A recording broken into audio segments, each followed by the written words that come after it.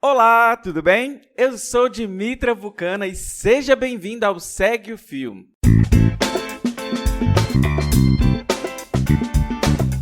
Este é o programa do Midcast, onde são materializadas em podcast as populares threads do Twitter em episódios de no máximo 8 minutos. Se você não sabe do que eu estou falando, thread é uma sequência de vários tweets abordando um tema específico onde apenas 280 caracteres não seriam suficientes. Esse formato aqui sempre será com uma pessoa narrando, pode ser um convidado, algum integrante do Midcast ou a própria pessoa criadora do filme. Vale lembrar que o conteúdo a ser produzido aqui será sempre com autorização prévia do autor ou autora. Hoje iremos conferir a thread do Denis Almeida. A arroba dele no Twitter é denisalmeida82 com 2 N's. Ela foi publicada no dia 6 de junho de 2019 e faz uma reflexão sobre a quem serve o resgate ou a construção de certas memórias. Vem comigo e segue o filme.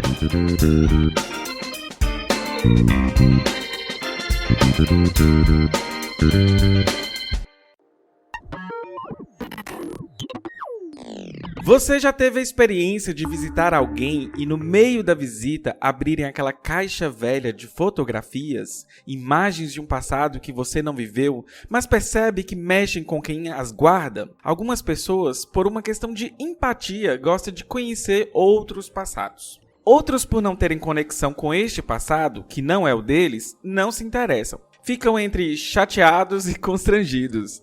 Não existe aqui um juízo de valor. São 2 maneiras de experienciar um momento. O problema é quando não nos conectamos com o nosso passado enquanto comunidade. Quando falamos sobre o passado de um povo, lembrem sempre dos museus e livros de história. Claro que eles são importantes, mas não são a memória de um povo. São os chamados lugares de memória, termo do historiador francês Pierre Nora. A memória em si está na mentalidade de um povo. E um objeto pode trazer memórias diferentes para indivíduos e grupos diferentes. Uma estátua do Herman Cortés, por exemplo, pode significar o início da civilização hispânica na América e o início do genocídio indígena, e ambas as memórias estão corretas. O problema começa quando um grupo quer apagar a memória de outro ou negar-lhes a legitimidade de sua memória. O exemplo de Cortés que cito é o caso. O presidente do México recentemente lembrou os 500 anos do início da conquista do México pelo seu aspecto genocida. No Brasil já temos um caso antigo de embate mnemônico em relação ao período entre 64 e 85. Uns chamam de ditadura militar, outros ditadura civil-militar, outro de regime militar. Não é incomum um almoço de domingo ser estragado por discussões acaloradas sobre o período. No entanto, outro período da história do Brasil está sofrendo com a construção de novas memórias de novos passados. O período monárquico, ocorrido entre 1822 e 1889.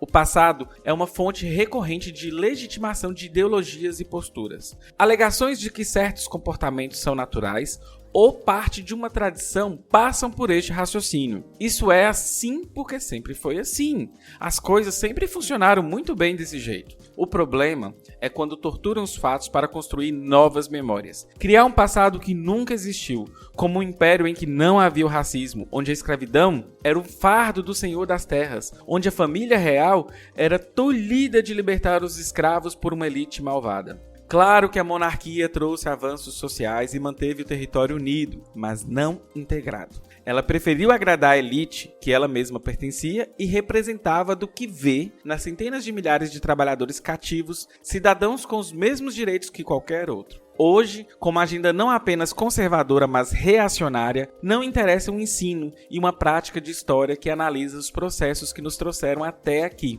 com todas as suas contradições e desvios. Querem apenas lugares de memórias, apenas de suas memórias. Se queremos nos emancipar enquanto povo, enquanto civilização, devemos deixar de ver o passado com a deferência que legamos aos templos. Não existe mérito em adorar os dias dourados que se foram. Abandonar o vício da espera pelo retorno de um tempo de bondades que nunca existiu.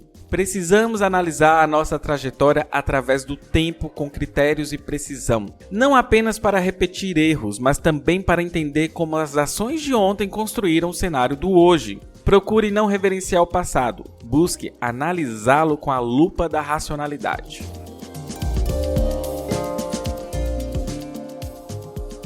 Pessoal, lembrando que o link para essa thread está na descrição deste episódio. Se você quiser me seguir no Twitter, o meu perfil é @DimitraVulcana. Eu também tenho um canal no YouTube que se chama Doutora Drag e um podcast que se chama HQ da Vida. E se você curtiu mais um Segue o Fio ou tem alguma sugestão de conteúdo para este formato, é só mandar pelo Twitter ou Instagram no perfil do Midcast, o @podcastmid. Valeu e até a próxima. Bye bye!